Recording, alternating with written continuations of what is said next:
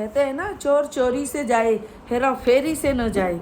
तो बस कुछ ऐसा ही हाल इस भगोड़ी का है, नचनिया का। और कहते हैं ना, जिसकी जो आदत पड़ी हुई है वो कभी नहीं मिटती है। तो जय श्री कृष्ण, जय श्री श्याम।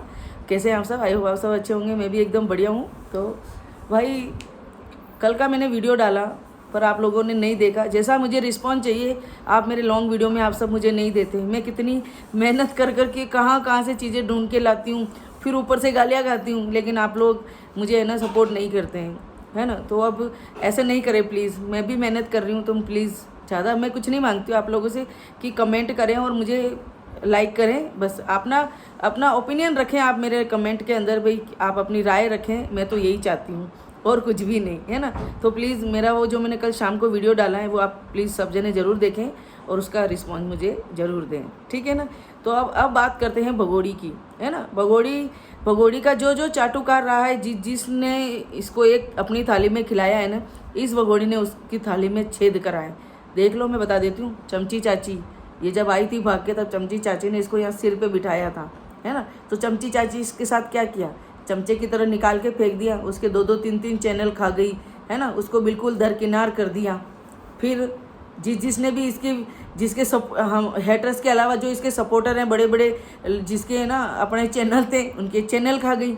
जो बड़ी अपनी देरानी मानते थे, बड़ी सीमा भाभी मानते थे, मेरी देरानी, मेरी भाभी है, मेरी सीमा, तुम्हारी सीमा तुम्हारे सब पे पानी फेर गई है। फिर आया नंबर नेत्रपाल के परिवार का। नेत्रपाल परिवार को भी इसने दूध में मक्खी निकालते हैं ना, ऐसा इसने फेंक दिया। देख ही रहे होंगे आप करीब काफ़ी टाइम से। न तो इस काले जामपल की बहनें आती है, ना इसके मदर फादर आते हैं, और ना ही अंजलि आती है। क्योंकि अंजलि को इसने हर बार ऐसी इंसल्ट करी है ना, उसको देखते हुए, है ना। कई बार देखा है कि वैसे कुछ काम कराना होता है तो जो नकली डिलीवरियाँ हुई तब तो इन नेत्रपाल वालों से काम कराया, और जब ऐशो आराम का टाइम आया तब देखा दूसरों को बुला के, उस ज्योति नचनिया को बुला के उनके साथ होटलों में खाना खाने जा रही है। इनको बुलाया ही नहीं, है ना। तो धीरे धीरे सबको अपनी औकात दिखा रही है। जैसे वहाँ इसने हैदर को दिखाई थी। हैदर को पहले उसके माँ बाप से दूर किया, फिर उसको मकान बनवाया, है ना। फिर हैदर के माँ बाप को सबसे उसको दूर करके उसको बाहर भेज दिया। फिर उसका घर बेच के उसके बच्चे उठा के यारों के पीछे पाकिस्तान से हिंदुस्तान इलीगल तरीके से घुस गई। तो यही सेम यहाँ भी कर रही है। तो लग रहा है ये फिर यहाँ से भी भागने वाली है। कोई इसको तगड़ा यार मिल गया है ना। क्योंकि ये जब इसने इस तरह से किया है, ये इसके कारनामे ऐसे ही सामने आए। तो ये भगोड़ी है नचनिया, ये किसी की नहीं है। ये सिर्फ अपनी है, अपनी ऐशी में है, अपने ऐशो आराम में है। इसके अलावा इसको ना बच्चों का दिखता है, भविष्य बच्चों का कोई मतलब नहीं। बच्चे का भविष्य बने तो बने, नहीं बने तो वाड़ में जाओ। सेम यही हाल इसने रख रखा है। तो भाई अब धीरे धीरे इसने सबसे कट आउट कर लिया है ना। और काला जामपल भी हम देख ही चुके हैं। अब 2-3 दिन हो गए इसके नौटंकियाँ।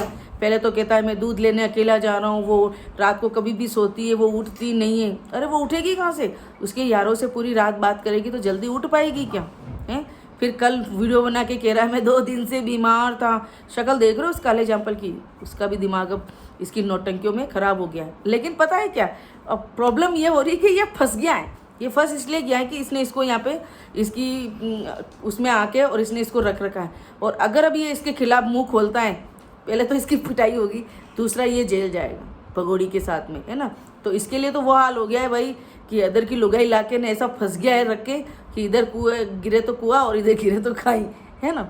और फिर सपोर्टर भी इसके, आपने कल जो मैंने आपको बताया, तो बीजेपी के इतने बड़े बड़े सपोर्टर हैं। रघुपुरा में भी बीजेपी का ही सपोर्टर, वो क्या बोलते हैं, विधायक है ना। तो सारे इतने बड़े बड़े विधायक वगैरह बीजेपी के इसके सपोर्ट में हैं। तभी इस भगोड़ी के पंख आए हुए हैं और तभी ये भगोड़ी नचनिया इतनी उड़ रही है और हिंदुस्तान वालों के चैनल खा रही है। हिंदुस्तान वाले को पहले अपने पास रखती है, फिर उनको लात मार देती है। क्योंकि इसको यहाँ पैर जमाने थे। अब ये यहाँ पैर जमा चुकी हैं बड़े बड़े लोगों से, बड़े बड़े पॉलिटिशियनों से। अब इसकी पहचान हो गई है ना। और हो सकता है ये पॉलिटिशियन कल इसको टिकट दे दें यूपी का, है, मुख्यमंत्री बना दें, प्रधानमंत्री बना दें, कुछ भी बना सकते हैं भाई, है ना। तो भवरी कांड याद है ना कि भवरी का क्या हुआ था? पॉलिटिशियन है ना भगोड़ी, ज़्यादा हवा में मत उड़, पर तेरे हिंदुस्तान वाले 1 सेकंड में काट देंगे, है ना।